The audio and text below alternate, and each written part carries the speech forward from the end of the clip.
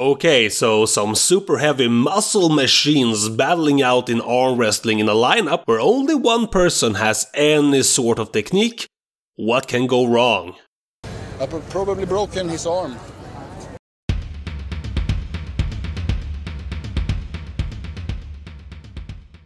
Okay, so a lot of people have probably seen or at least heard about when Magnus Samuelsson broke the arm of Nathan Jones in World's Strongest Man in '95, but still, when people think about strongmen doing arm wrestling, this clip of Devon Larratt arm wrestling after Julius Björnsson probably come closest to mind, and apart from that, I think that there has always been a close connection between strongman and arm wrestling. Both are strength-oriented sports, both requires high amount of specific technique, none of them are really, mainstream like swimming or running, and they don't appear in the Olympics. But when it comes to strongmen actually doing arm wrestling, it's usually more on strictly casual level, especially as of late. And nowadays, I think it's hard to imagine that there was actually a time when arm wrestling used to be an actual event at World's Strongest Man. See, back in the day, the spectrum of strongman was a bit more unspecified, which is a big difference from modern times where there has been somewhat of a standardization of events. There used to be all kinds of crazy shenanigans with a high risk of injury that you would never ever see today. One of these crazy stuff that you have probably figured out by now was arm wrestling. Back in '95, in the qualifier heat number 5, Nathan Jones, Phil Martin and Magnus Samuelsson were up against each other in a best-of-3 arm wrestling match. Apart from the fact that this is a questionable idea altogether, just look at this table. See anything wrong? Well, it's a solid block. I don't know if this used to be a thing back in the day, but for me it looks weird. Not being able to put your legs under the table takes away a lot of the back pressure. Not that I think that it matters much in this kind of situation anyway, but still worth pointing out. Okay, so first confrontation was between Nathan and Phil, both men claiming that they have no idea what they are doing, but hey, Nathan is strong. Who could possibly defeat this monster of a man?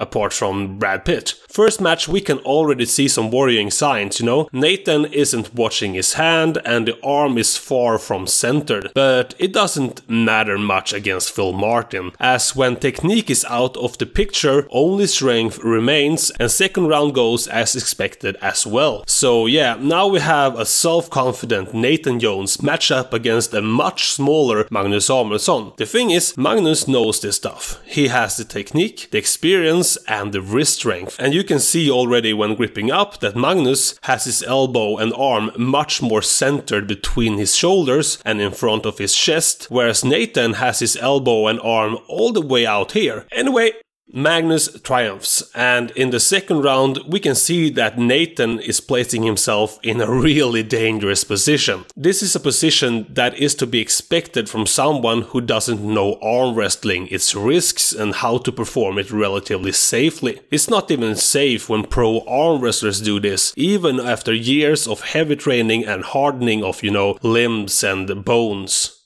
And, well, crack. Okay, so this wasn't actually the first time that we got to see arm wrestling in World's Strongest Man. Back in '84, it was also an event at the competition. Here in '84, things looked somewhat better than in '95. First of all, the tables were almost correct. Sure, the proportions of the pad seems a bit off, but the table isn't solid at least. The biggest problem is that the pads has this hole in them, making them look like toilets or something, which means that the elbows can't be moved. And looking at some of the competitors, they stand too far away from the table, and all this means that it's almost going to be only arms, baby. At least there weren't any injuries this time around, and just like in '95, the winner were the person who actually had arm wrestling experience and technique. Needless to say, arm wrestling in World's Strongest Man is now just a memory from the past. The idea was nice, as arm wrestling truly is a great test of strength. It can't come out of nowhere and be introduced to the strongest people on the planet with little to no experience. Anyway, I hope you found this little bit of arm wrestling and strongman history interesting. Sometimes it's enlightening and rewarding to look back to the past, reflecting on how things were and how absurd it may seem to us today, even though it was probably the most normal thing back then. Make sure to hit the like button if you like this video and subscribe to my channel for further content. Leave a comment down below if you want to see more historical videos like this in the future. I am the Arm Sport Gamer. Until next time. I've probably broken his arm.